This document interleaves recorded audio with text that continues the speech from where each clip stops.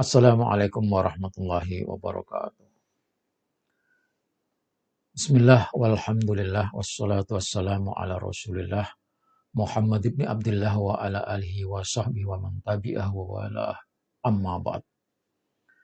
Saudara-saudariku sebangsa dan setanah air yang saya muliakan dan saya banggakan. Ubaidillah sebagai datuknya Pak Alawi, datuknya para habib di Indonesia, adalah tokoh fiktif, tokoh yang belum jelas, atau bisa jadi tokoh yang dihubung-hubungkan dengan cerita legenda, dihubung-hubungkan dengan tempat-tempat yang dianggap keramat, dihubungkan dengan kuburan-kuburan yang dianggap kuburannya orang mulia, dihubungkan dengan sejarah atau cerita-cerita rakyat yang sebetulnya itu hanyalah karangan atau khayalan. Setelah saya membaca kitab Ubaidillah wa abna'uhu as-salasah, Ubaidillah dan putra-putranya 3, yaitu Basri, Alwi, dan Jadid, yang ditulis oleh Habib Abu Bakar Ali Sakron. Dalam buku tersebut dituliskan bahwa Ubaidillah lahir tahun 295 Hijriah. Ubaidillah mengikuti hijrah bapaknya Ahmad Al-Muhajir ketika Ubaidillah ini berusia 20 tahun.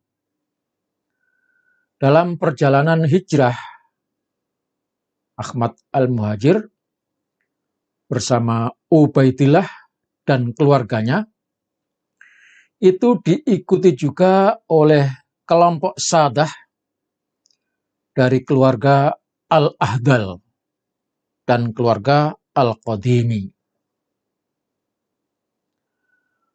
Perjalanan ditempuh dari Irak melalui perjalanan darat masuk ke Syam. Syam itu sekarang menjadi 3 negara, yaitu Suriah, Palestina, dan Yordan atau Al-Urdun. Perjalanan melalui Syam ini menempuh jarak yang panjang, yang jauh, menuju kota Madinah Munawwarah, Al-Madinatul Munawwarah. Pada tahun 317 Hijriah, ketika Ubaidillah dan rombongan masih berada di Madinah, terjadilah penyerangan oleh kelompok Qaramitah yang menghancurkan kota Makkah. Terjadi pembakaran, pengerusakan sumur Zam-Zam, dan Hajar Aswad dicuri, diambil, dibawa pulang ke Aqsa. Jadi Hajar Aswad itu sempat hilang dari Ka'bah, dicuri oleh kelompok Qaramitah dan dibawa pulang ke negaranya. Ketika terjadi pengerusakan oleh kelompok Qaramitah itu, Ubaidillah bersama bapaknya Ahmad Al-Muhajir dan rombongan masih di kota Madinah. Pada tahun 318 Hijriah, Ahmad Al-Muhajir tentu bersama Ubaidillah meninggalkan Madinah Al-Munawwarah menuju kota Makkah untuk menunaikan ibadah haji. Ibadah haji pada saat itu dilakukan, Ka'bahnya sedang tidak ada Hajar Aswadnya. Kosong karena dicuri oleh kelompok Karamitah tadi. Sesudah selesai menunaikan ibadah haji, rombongan melanjutkan perjalanan. Yang dituju adalah negara Yaman. Tetapi di tengah perjalanan, Sa'dah Al-Ahdal, yaitu Muhammad bin Sulaiman Al-Ahdal, berhenti di sebuah daerah dan tinggal di sana, yaitu di daerah Murawah. Daerah Murawah. Sedangkan Muhammad Al-Qadimi tinggal di Surdat, yakni tidak mengikuti Al-Muhajir, Ubaidillah, dan rombongan. Al-Muhajir, Ubaidillah, dan rombongannya melanjut ke Hadramaut.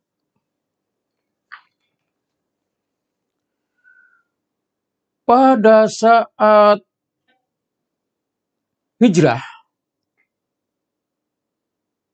itu Ubaidillah membawa anak bernama Basri yang umurnya 12 tahun. Sementara Ubaidillah itu berumur 20 tahun. Nah, di sini saudara-saudara sekalian, mari kita pergunakan logika, pergunakan akal kita dalam memahami sebuah kisah, memahami sebuah cerita. Karena Allah menyatakan, Bismillahirrahmanirrahim, laqad kana fi qasasihim ibratul liulil albab. Sungguh pada kisah mereka benar-benar terdapat pelajaran bagi orang-orang yang berakal sehat. Maka mari kita gunakan akal dengan mencermati secara detail. Yang pertama, kisah perjalanan hijrah dari Irak menuju Madinah Al-Munawwarah, melewati Syam, daerah yang luas, lalu melanjutkan perjalanan ke Yaman.